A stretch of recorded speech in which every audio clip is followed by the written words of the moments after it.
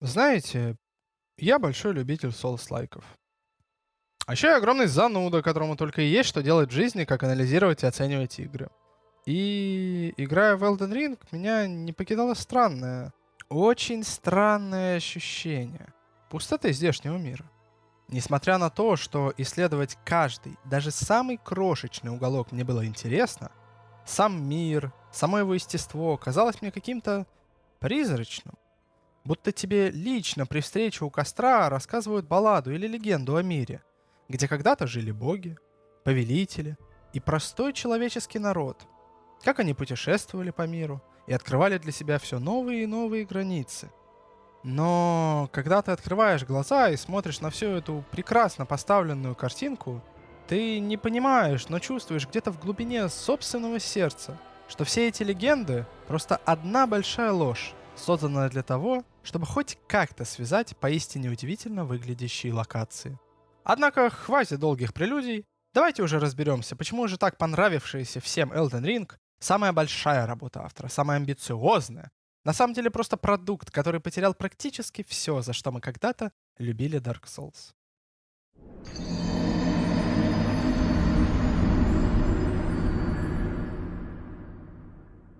И сразу же с места в карьер. Главной проблемой Elden Ring является открытый мир. Да, все это знают, да, каждый об этом говорил. Но настолько пустого со стороны логики открытого мира игровая индустрия уже давно не видела.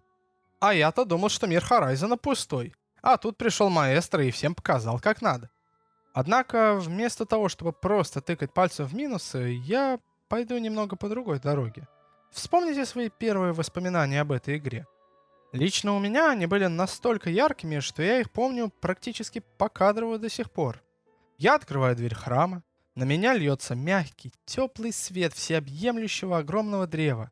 И до самого края экрана я вижу мир, каждую точку которого я могу обойти и увидеть.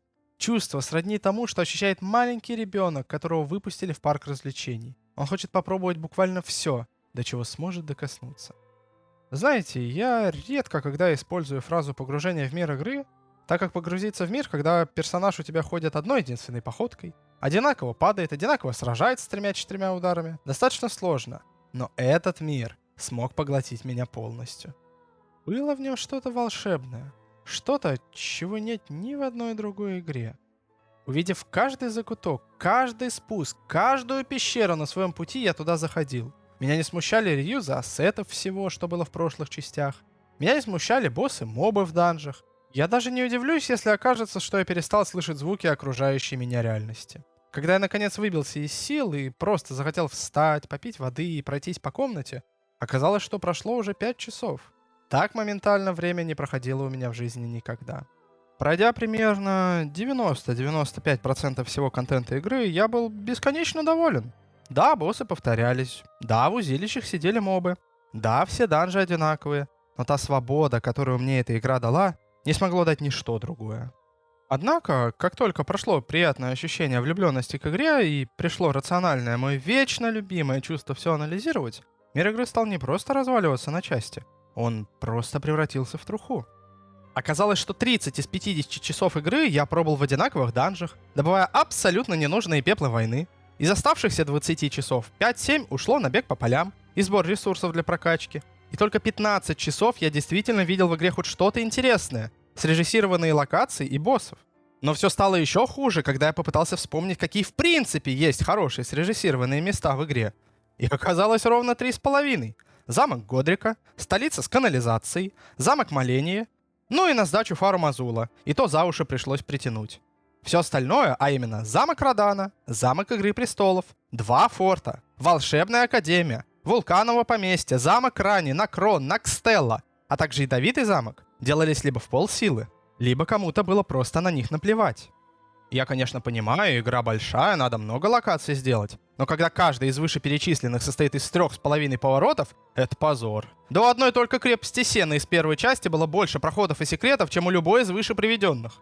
Отдельно хочется отметить вулкановое поместье, которое, являясь опциональной локацией, ненужной для сюжета, имеет уникальный способ входа в него. Так еще, чтобы просто войти в саму локацию поместья, ты должен найти невидимую стену.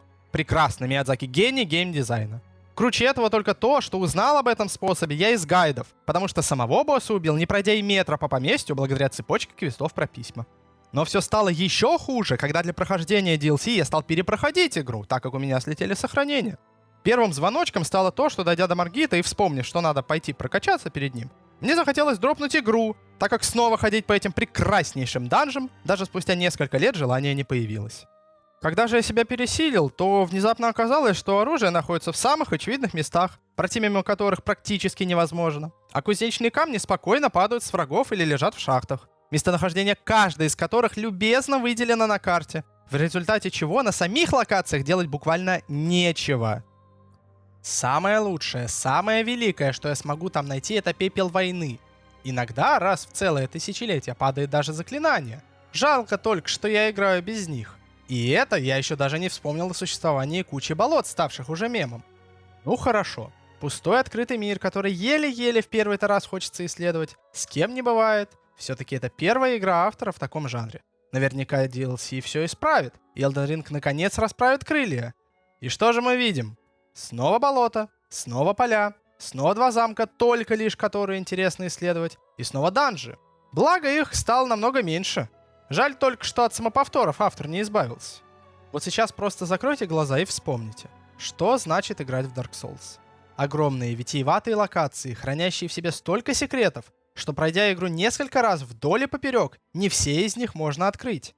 Противники, расставленные специально, чтобы проверить вас, никогда не толпой, но всегда с умом и последовательно. Боссы как квинтэссенция всего того, что было на локации. Они трудны, они уникальны, они нужны и важны вам, лично вам, как игроку. Не будет интересного босса, не будет и удовольствия после прохождения локации. А теперь вспомните, где и когда вы чувствовали что-то подобное в Elden Ring. Правильно, как раз в тех 3-4 локациях, о которых я говорил раньше.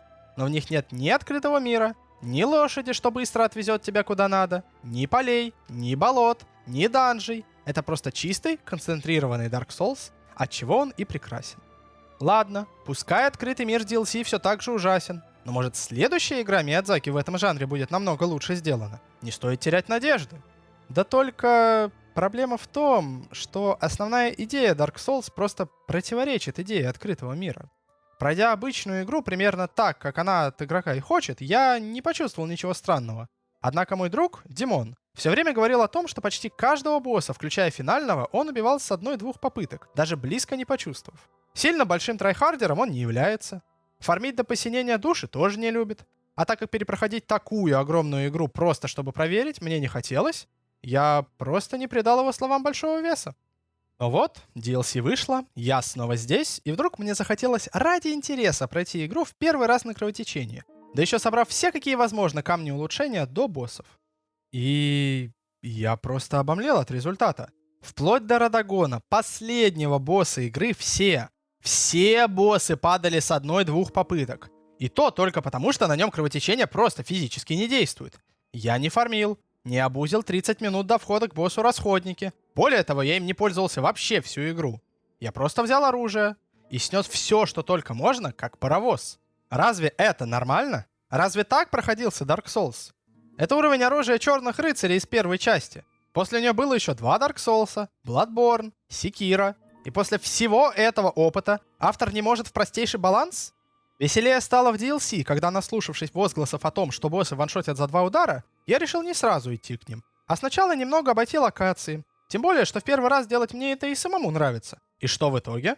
Рилана, один из самых сложных и красивых боссов DLC, упала с первой же попытки на 9 уровне осколков. Причем не на каком-то особо вымученном билде, а просто с огромной булавой, которую нашел в первой же локации основной игры.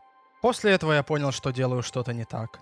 Кто-то тратит 600 попыток, чтобы понять все атаки босса, выучить мувсет, собрать свой особый билд, чтобы проще было пройти. А кто-то просто паровозом сносит босса, потому что потратил 2 лишних часа на то, чтобы играть в игру. Можно ли представить Dark Souls без сильных, но честных боссов, за победу над которыми ты получаешь невообразимое количество удовольствия, и вместе с тем уважение к самому боссу, который рьяно и изо всей своей мощи пытался тебя остановить? Как по мне, нет. Боссы — одна из самых важных основ Dark Souls, и открытый мир Elden Ring практически полностью убивает всю суть сложности, просто открыв возможность немного побродить по открытым локациям игры, набравшись уровней.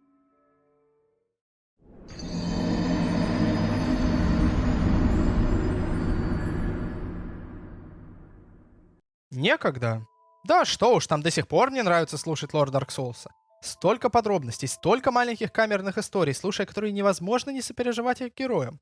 И переигрывая теперь, зная большинство подробностей, становится только интереснее бродить по этому вымышленному миру. Однако то самое рациональное всюду нашептывало мне, что что-то в этой схеме не так. Что-то в этом есть разрушительное, что-то, что может уничтожить сам смысл играть в игру. Но, как всегда, я не стал сильно прислушиваться к темным мыслям, а просто пошел играть в Elden Ring. Уже после вступительного ролика я понял, о чем мне шептал внутренний голос. Я буквально ничего не знаю об этом мире. Есть кольцо, есть королева, которая пропала, и есть ты, который должен стать великим. Вот и все скудные знания о мире, которые мне дали.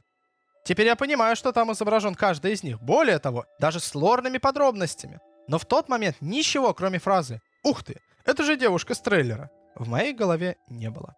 А потому, каждый раз, сталкиваясь с фундаментальными вопросами, например, что такое кольцо Элден? Почему некоторые отпрыски Марики прокляты, причем каждый по-своему? Почему Радагон в теле Марики? Или наоборот? Почему, если все так хотят стать повелителями, никто из них им не стал? Причем тут вообще огненный великан? И многими другими, я просто не находил ответа. Более того, даже покопавшись в каждом ключевом предмете, что был в инвентаре, я их не находил. Все мои старания были тщетны, и мне ничего не оставалось, кроме как открыть видео или Википедию и начать узнавать. И тут я задумался, а всегда ли так было? Неужели каждый Dark Souls ты начинал практически с полностью пустой головой, а к концу игры у тебя оставались нераскрытые ответы на фундаментальнейшие вопросы игры? И нет, практически ни одного вопроса по основному сюжету первых двух игр у меня не было. Так откуда же идут все корни такого непонимания? Не может же быть, что Миядзаки просто так решил скрыть от игроков историю своей самой популярной игры. А потом в своих раздумьях я дошел до третьей части. И знаете, я понял две вещи. Во-первых, ее основная история полностью вторична. Но пугает намного сильнее другое. Я до сих пор, пройдя игру уже 3 раза, не понимаю, что за город такой Ринджет-Сити, кто им правил, что это за девушка с яйцом, и что именно в нем понадобилось Гаэлю. Вряд ли бы он просто ради случайных душ стал туда идти. Есть же что-то особенное, что ему понадобилось ради картины. Получается, автор намеренно скрыл от нас ответы на самые важные вопросы, чтобы мы гриндили броню рандомных мобов в надежде найти ответ?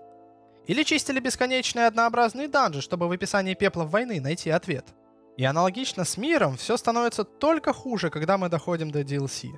Честно говоря, это, наверное, первый раз за все мои игры, когда, изучив все локации, поговорив с каждым NPC, который мне встречался, и убив каждого босса, включая секретных, я ничего не понял, кроме всего одного единственного предложения.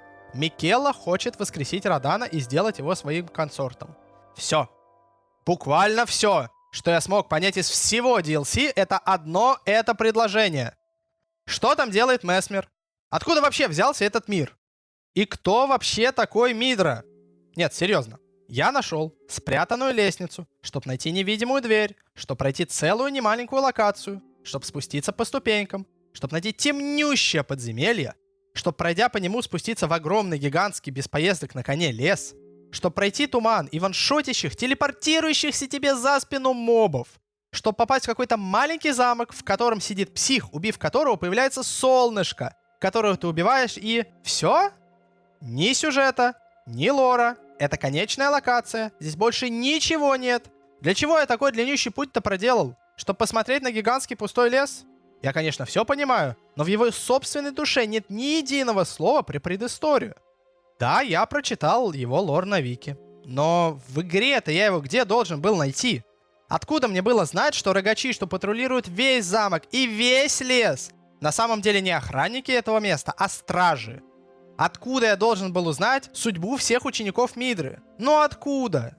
Или, например, деревня Марики. Мало того, что ты должен, нет, обязан по гайдам понять, как туда попасть, так в этой деревне еще и нет ничего. Ни подсказок, ни надписей, ни катсцен. Просто пустая деревня из 2 домов. Да, уютненькое, тихое место, чтобы расслабиться. Но не более.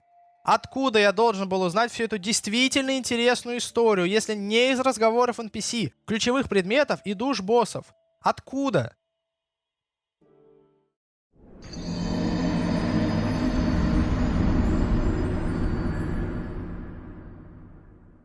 Знаете, Мне просто по-человечески обидно. Как огромный любитель всего жанра, мне просто тяжело осознавать, что самая современная, популярная и ныне любимая игра автора почти полностью потеряла то, за что тогда, давным-давно, в далеком 2012 году я ее полюбил. Ощущение тяжелого, покинутого самими богами мира, в котором от вечного забвения не защищен никто, где каждый встреченный тобой человек ощущался как самый лучший и верный друг, только лишь потому, что другие просто не доживали и становились полыми, где из-за каждого угла на тебя мог выбежать враг, от чего надо быть очень осторожным, а сразу за ним мог быть спасительный костер, самое ценное, что у тебя только есть. В этом мире не было свободы перемещения. Ты просто шел от одного поворота до другого, совершенно не зная, что тебя ожидает дальше. Ты просто шел в надежде наконец увидеть, что же произошло с этим веселым пройдохой Сигмайером. Смог ли наконец Соллер найти свое собственное солнце? Ты не пытался стать великим повелителем.